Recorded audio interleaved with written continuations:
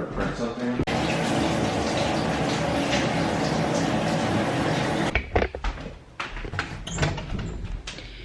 Where do the days go, you guys?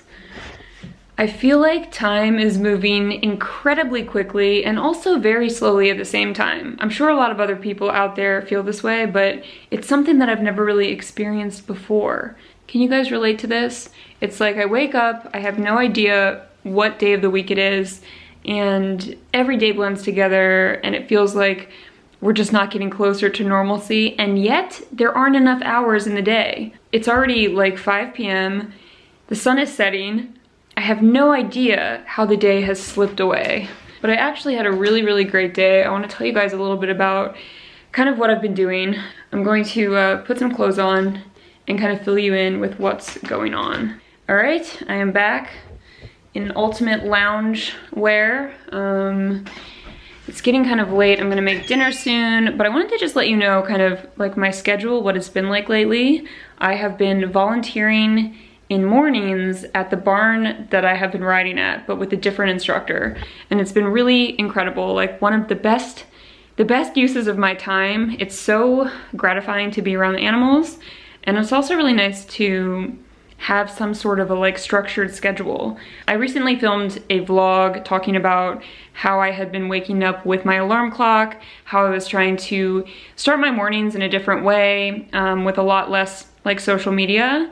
And this volunteer job, or whatever you want to call it, has also been a really great way to disengage with my phone. I've been going about 2 to 3 days in mornings, and I usually stay for about 4 hours. So it's around like, I don't know, 10 to 12 hours a week that I'm spending time with these animals and with this trainer who is 82 years old. She's been working with horses for most of her life.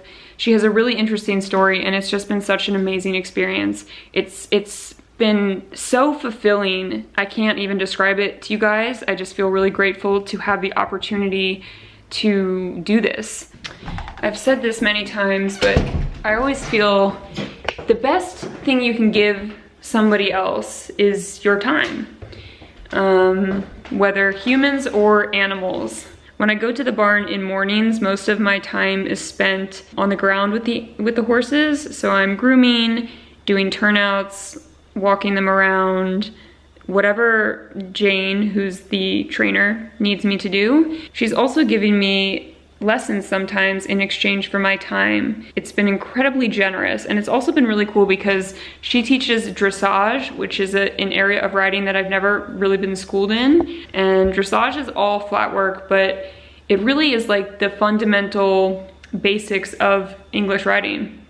So it's really helping me improve in other areas.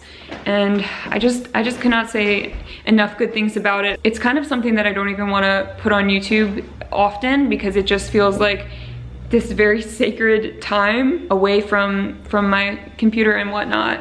And yeah, it's been awesome. I feel like I'm developing connections with all of the horses, and it just feels good. I would always encourage anyone who has a little bit of extra time to get involved in their community in whatever way. Like, there's so many different volunteer opportunities, and usually you just have to kind of ask about them. Like, ask people if they need help, whether it's an individual or a nonprofit, like an established organization.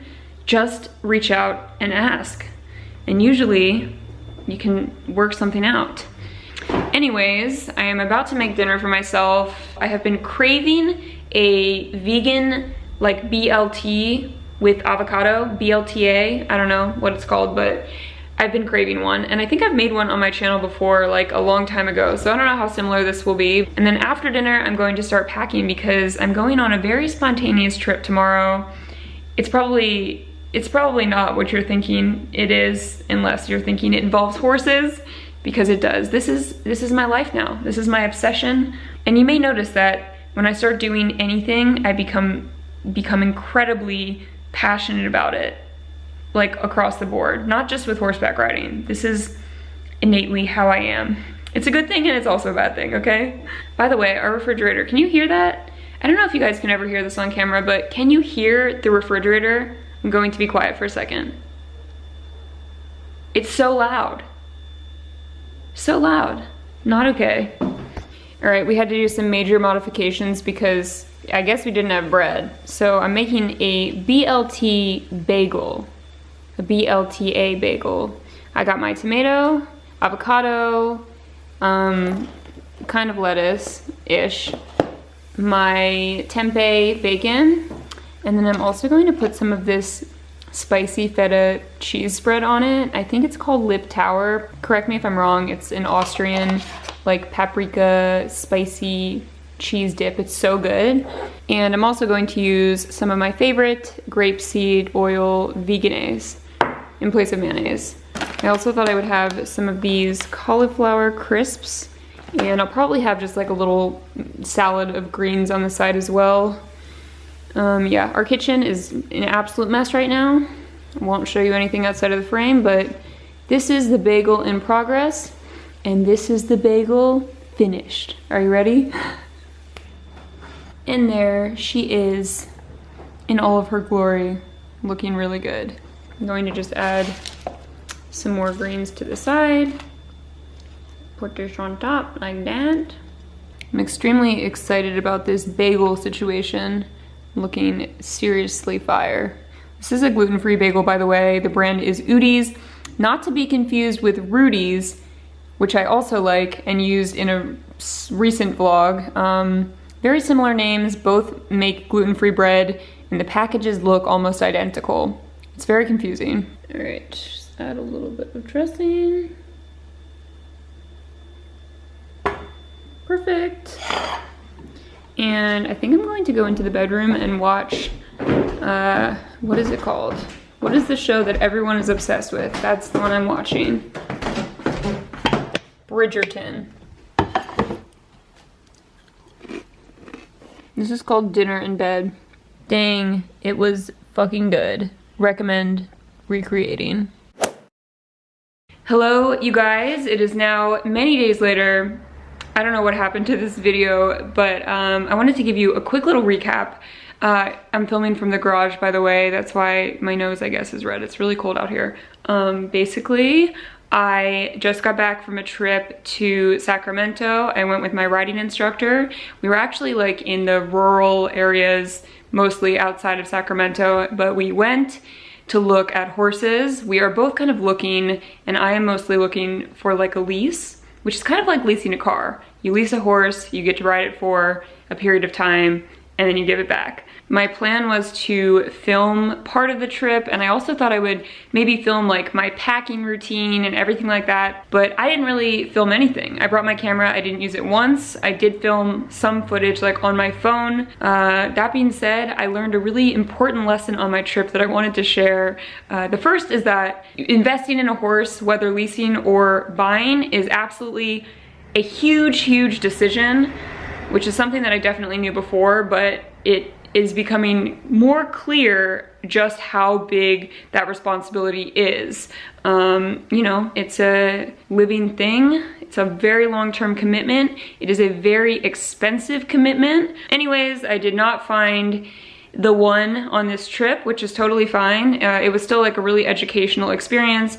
It was nice to get out of LA. We drove there, we didn't fly. We got tested 2 times before leaving, everything like that. But yeah, I didn't find the horse. There was one horse that I really, really liked. I rode it on the first day and on the last day of our trip.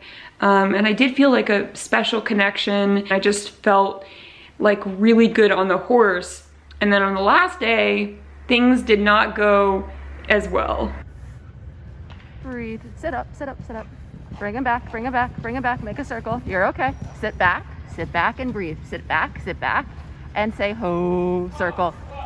Whoa, look at me, look at me, look at me. Circle, outside rein, bring it back. Right rein, pull, right rein, pull, right rein, pull. Sit back, shoulder back, shoulder back. Open your hip angle. There you go, sit back, sit back. It's a good girl, good girl. Sit back, shoulder back, breathe. Julia. Anyone else who rides has probably experienced similar things, but the reason why the experience was important for me is because as someone who suffers from anxiety, especially in 2020, like my anxiety last year was just so bad. Riding has really like helped me overcome some of the challenges with anxiety. And there have been moments when I've been riding where I feel scared and fearful, and just being able to ride through that fear and come out on the other side is such a gratifying and good feeling. It just feels so good.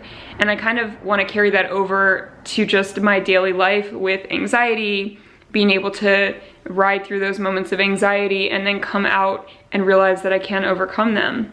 So when the horse kind of took off on the last day, instead of feeling very fearful, I really felt like, okay, I can stay on this horse, I can ride through this. My form wasn't perfect. Definitely there's things I could work on, sitting back, all that stuff, but just staying on the horse and overcoming it, nothing feels better. And this is one of the best parts of riding for me.